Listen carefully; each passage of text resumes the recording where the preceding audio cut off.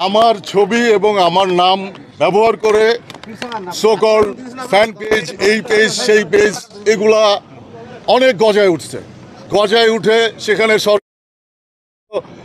Issue, সেটার negativity, এইটা সেটা নিয়ে বহু রকমের পোস্ট, যেটা আমার অনেক ফ্যান ফলোয়ার আছে যারা বিভিন্ন জায়গায় আমাকে যারা দীর্ঘদিন ধরে চেনে, তারা জানে আমার অ্যাক্টিভিটি সম্পর্কে, আমার লেখালেখি, আমার জীবনযাপন, আমার খাবার দাবার, আমার কবিতা, আমার গান ইত্যাদি সম্পর্কে যারা জানে, খুব গভীরভাবে জানে, তারা জানে যে এগুলো ফেক পেজ।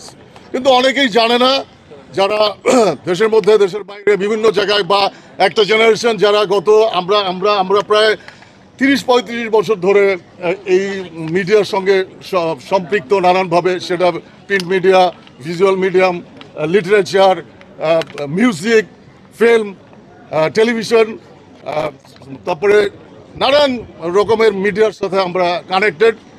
তো সবাই জানে, আমার বন্ধু বান্ধবরা জানে, আমার সাথে যারা কাজ করে, আমি যাদের সাথে কাজ করি তারাও জানে যে এগুলা ফেক পেজ। এই সমস্ত পেজ থেকে উস্কানিমূলক পোস্ট দিয়ে, নানান রকম পোস্ট দিয়ে, সরকার প্রধানদের বিরুদ্ধে পোস্ট দিয়ে, তাদেরকে মানে আমাকে, তাদের এই সমস্ত পোস্ট দিয়ে আমাকে বিব্রত করার চেষ্টা, এবং অনেকের কাছে ভুল বোঝার ভিতরে নিয়ে গেছে এই সমস্ত পেজ। তো আমি আজকে ডিবি অফিসে আসছি হারুন স্যারের সাথে দেখা করতে।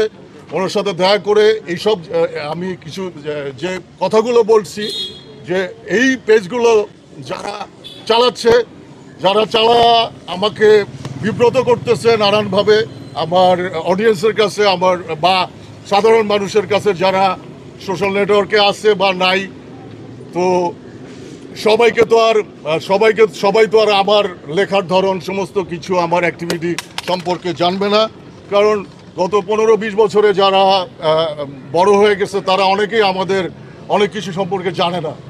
সো আমি এখানে আসছি স্যারের কাছে, হারুন সাহেবের কাছে আসছি, এইগুলো যারা করতেছে তাদেরকে খুঁজে বের করে দৃষ্টান্তমূলক আইনানুগ ব্যবস্থা নেওয়ার জন্য, আসলে এই জন্যই আমি আসছি।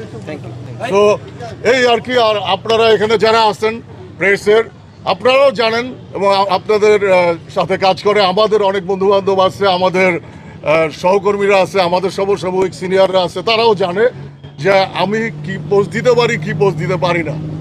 ঠিক আছে?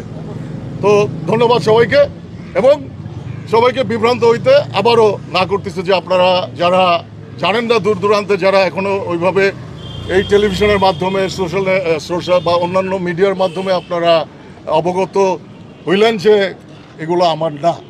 সো আর আমার একটা পেজ আছে, সেইটা এখন না ভেরিফাইড হয় নাই, হয়ে যাবে। হ্যাঁ, কিন্তু এখন প্রবলেম হচ্ছে যে ভেরিফাইড হইলেও তো এখন ফেক পেজ যে হারে বা নানানজন, এত তো কোনো মানে নাই, এখানে কোনো তো মানে কি বলে, কোনো মানে কন্ট্রোল নাই। যে যেভাবে পারতেছে সে সেইভাবে পেজ খুলতেছে, একাধিক পেজ খুলতেছে।